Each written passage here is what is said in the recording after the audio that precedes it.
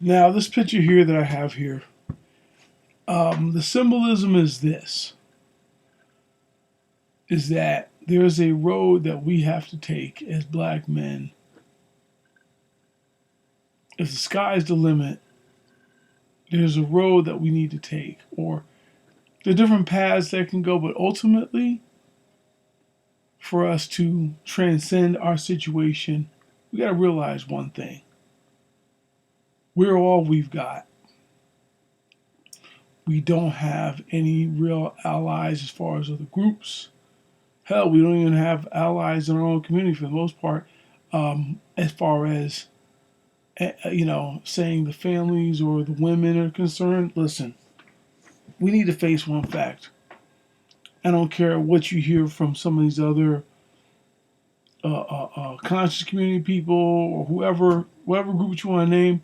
Listen, and that's not to say there's some women out here that don't support the cause of improving the community, but ultimately, what we got to realize, we're all we've got. We cannot be out here looking for, the green light from the women in our group. No other group does that but us. And where has that gotten us so far? We got to look at the history. We got to look at what's happened. We got to look at the things that have happened throughout our time in this country as foundation Black Americans or descendants of American slaves. And we got to be honest about that, which is one thing. Our so-called women are not really our women because of one reason. That most of them did not come here with us. Unlike some other forms of slave trade, other slave trades, mostly in this country, regarding the European or transatlantic slave trade, that trade was about the men coming here and basically working themselves to death. Some of the other trades, like say for example, the Arabian slave trade, may have been more about, having women involved and breeding with the women, but that's not what this one was about. This one was about, working the land here and building the wealth that this country has come to the point of till this day. That is, for the most part, squandered, but that's another story. The stock market originated with us in this country. That's how the U.S. stock market started, with the slave trade. That's where it came from. That's a historical fact. Okay? We have had everything thrown at us from the very beginning to keep us in a marginalized and a subjugated position. Okay? From the very beginning. And the fact of the matter is, a lot of it now has been ingrained into the culture. And the fact is that as Dr. Ron so brilliantly put it, the bifurcation of this community has made it to where we have this gender war with the divide between the men and the women, and a power struggle between the men and women. And this is a big problem. And at the end of the day, we spent a long time here trying to bridge those gaps. And the fact of the matter is, we don't have a lot of time, folks. We don't. We don't have a lot of time, man. Because right now, look, they've been trying to push legislation to get us to buy into for a long time. And in all honesty, women getting the right to vote has not necessarily worked out the best for us. Because the fact of the matter is, it's come across, as far as the history is concerned, that the women have tended to vote. A lot of them have voted based on their own self-interest and not the interest of their communities or the interests of their families, interests of themselves. Like, for example, if we look at the midterm election in 2022, a big reason why a lot of Republicans didn't win some of those elections was because of the issue of abortion. So what that tells you right now, you have a generation of women who are more concerned about their ability to delete their child that they laid down and got pregnant in the process, and saying, hey, I want to have the right to be able to basically take a life. Let's just call it what it is, because that's exactly what it is. And when we have a culture that is ingrained to value something like that to this degree, and not the economy and not the other problems we got, then yeah, we definitely got an issue here. So we have to realize that we are all we've got, brothers, when it comes to being able to find a way to overcome a lot of the problems that have been caused by our experience, that's come with our experience. As far as the Black American experience is concerned, we have to look at, how we got here, things that have happened, and learning from history and not repeating the history that we realize has kept us in a position. We can't be looking for the approval of anyone. We can't look for the approval of anyone. That includes the women as well. Okay? We've been voting Democrat for the last 6 decades. Okay? Black men have the highest. Look, we have about 250,000 to 1 million black men in prison in this country, which is more than women incarcerated in the entire world. In the entire world. Okay? We have the highest illiteracy rate. We have the highest unemployment rate. We got the highest mortality rate. We have not written not one law in this country. So this whole idea of patriarchy is a joke. Black women join on with the white feminists, which at the end of the day, feminism was not about the black community. It was about white women trying to gain and equalize and power with white men. That's just a fact. A lot of those suffragettes were racist as hell. They're white supremacists themselves. And we're sitting here running around, trying to do this thing where we want to make sure that the women, we got too many brothers out here trying to make sure the women are okay with everything we do. We can't worry about it. If our intentions are to, not saying all of us, but I'm saying in general, look, my thing with this, let me just say this, okay? My thing with SYSBM, I understand that SYSBM is not about uplifting the quote-unquote community or communita as it stated at this point in time, because it has been pretty much a mockery and a joke. That's why we call it the communita, because it's not a real community at this point. But here's the fact. If there are any of us, look, as black men, like any other man in this world, we should have a choice and be able to live life on our terms. We need to make those choices. And us alone need to make those choices. We need to make choices of what direction our community goes. Because that's what men do in a patriarchal society. And the fact of the matter is, there's no matriarchal or gynocratic society that has survived successfully in this world. Not one. Okay? Not one. Like that movie, the Woman King, right? Which is ridiculous title to begin with. That Dahomey tribe, look, the reality of it is those women, they got their asses kicked, okay? They got their asses kicked.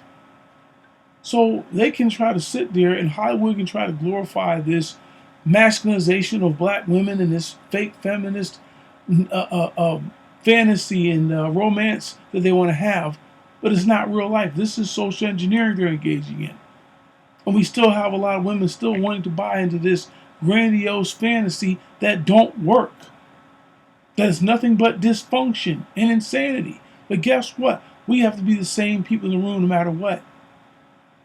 Okay? Because the men are the warrior class of their communities, of all communities. We have to start thinking that way. Okay? I know there's a lot of men out here that have been in single mother homes. You know what you guys gotta do? You gotta break away from that bad training and conditioning you have. I'm not saying it's easy. It's easier to learn than unlearn things, but the fact is it has to be done. And the only way it's gonna get done is if we do it. We can't look for the system to do it. We can't look for the dominant society to do it. We have to do it ourselves, meaning we have to go to and use whatever facilities, resources, or people that are in our community that are willing to do it. That means we have to pay for these things to get done. We put our money into a lot of things that we don't that are not helping us. Okay? We pay attention to a lot of stuff on media that means nothing. A bunch of gossip, garbage, and buffoonery nonsense. We got to get off that. We got to become competitive. We got to. Look, we are a competitive group. We're one of the only true meritocracies in this world, at least amongst each other. Okay, we're a talented people. We've proven that time and time again. That's the reason why a lot of them hate us, because they can't just to get rid of us and move on. See, now that they can't, they either want to get rid of you or they want to exploit you. Let's just understand that. And at the end of the day, we need to focus on finding ways to get education. We got to pay for it, pay for it. Listen, this is the information age. We have computers, we have laptops, we have smartphones. Guess what? You're only ignorant these days if you want to be. The information's there. You want to learn how to read, you don't know how to read? Listen, you have another brother. Look, we got to understand the dysfunction in our community. Okay? You guys got to start engaging in some dick discipline, as they call it, right? And I'm talking about these guys, the 20 percenters, the less than 20 percenters. I mean, listen, we can't allow their bad habits and irresponsibility to reflect on all of us. But at the end of the day, we got to make the most out of the situation. We got to create opportunities here. We got to do something, okay? The excuses got to go out the window. The defeatist mentality's got to go out the window. We have to believe in ourselves. We have to believe in ourselves, and we need to create structures that's going to help us to improve. And we have to look at anything that's against that as generational and cultural treason, whether that be our own mothers. Because believe me, a lot of our own mothers are some of the worst things, are some of the biggest detriments to our progress there's out there. Because the thing about the woman is the first teacher of the child. And the fact of the matter is, they're also the ones that are supposed to be nurturers, but the other side of them being nurturers is they can be poisonous too. Completely poisonous to your growth. And once you realize that, you don't need to, you can say what you want to say. They don't listen, guess what? You just need to do what you have to do. If there's any young people out here listening, just do what you have to do. If you've talked to your mother about this, I know that you put your mother on a pedestal. One thing in mind, guess what? No one deserves to be on a pedestal. Not even your own parents. Because guess what? Nobody can live to that. Because nobody's perfect. Not even your own mother. And you need to acknowledge that. Get out of your feelings. Start using your head. Stop allowing your emotions to control the decisions you make. You're never going to win that way. That's just like a fighter, a boxer. If you go into a fight and you fight somebody and you get angry and you start operating in blind rage, you're going to lose. Because you're going to be lash out. You're not going to be thinking. And we need to have more thinking men than we need athletes or entertainers. And that's another thing. These athletes and entertainers, guess what? Most of them are basically high-paid slaves. Let's be honest. They can have their gravy train cut off at any time when they go against the machine, and you see it happen. So we need to think about creating our own businesses, looking at doing things that's going to be trade, being able to do things that are necessities, that you can go out there and make money regardless of anything else. Regardless if you want to do those trades the rest of your life, guess what? We need more carpenters. We need more mechanics. We need plumbers. We need people who can, that are garbage men. We need those basic skills. Those things are not just junk. We need to have truck drivers. We need those skills. Those are the things we need. Those trades are what we need to continue to run any community on a basic level. We need to have self-sufficiency. We need to be able to create our own structures. We need to be able to, look, one thing, as much of a simp, and I don't agree with everything that Dr. Boyce Watkins said, one thing he said that was true is that the black community needs to create their own jobs by creating their own businesses and educating their own children. Those are three essential things that any community needs to do to be self-sufficient and to be self-governing. We are too reliant on the system in a lot of ways. And you know what? And a lot of it is, look, we have a lot of black boomers. Our black boomer parents, a lot of us are Gen Xers, really engaged in a lot of generational treason. A lot of them were more worried about, and let's just be honest, getting a pat on the head from white folks than they were about uplifting their own community. And guess what? We just going to have to overcome that. And that's all there is to it. Okay? We just got to look past, we got to understand what happened, understand the dysfunction, and guess what? It's our job to fix that problem and to get past that. If we want to improve, we want to succeed, if we want to be the type of men that we're capable of being. Okay? But we got to look at some of the bad habits a lot of us have, and we got to change them. Otherwise, we're not going anywhere. We're going to be in the same position. And you think these people out here, these other groups, no, they're worried about their groups. These people, look, when they came out with the 1964 Civil Rights Bill, let me tell you something. That bill included helping a lot of other groups that were not Americans, including immigrants. Guess what? A lot of these immigrants that have come to this country have benefited that. And unfortunately, a lot of these immigrants have also stepped on our backs on the way up. Because at the end of the day, everybody was fighting for the second spot. Okay? This whole idea of this black-brown alliance is not real, and it never really has been. Because you know what groups do? They will use us to help to support their causes, but guess what? That most of the times, if not ever, they return the favor. So at the end of the day, guess what? We need to be self-sufficient. And I'm sorry, we need to look at feminism as a cancer, because it is. Intersectionalism is a cancer. Bottom line is we need to stand up boldly, courageously, and say no and reject the poison. Maybe a lot of us need to stop watching so much TV. Maybe we need to stop being programmed a lot of these Negro nonsense that they put out there. Okay? The last thing we need to do is look up athletes and entertainers. Because guess what? Most of them are bought people. They're high-paid slaves. At the end of the day, if somebody wants to cut them off, they can say whatever they want. But then most of them, I mean, there's a few that they have basically said, no, I'm going to control my own situation. You know, people like Cat Williams and maybe David Chappelle, and then sometimes even David Chappelle isn't a whole lot of help. Sometimes we got to look at these guys that said, no, I'm going to run my own businesses. I'm not owned by anybody. We need to stop looking for it to be owned by other people, one way or another, whether that be employment. We need to create our own structures. We need to work together. We need to stop hating on each other because the society as a whole encourages us to do that. We need to go against that.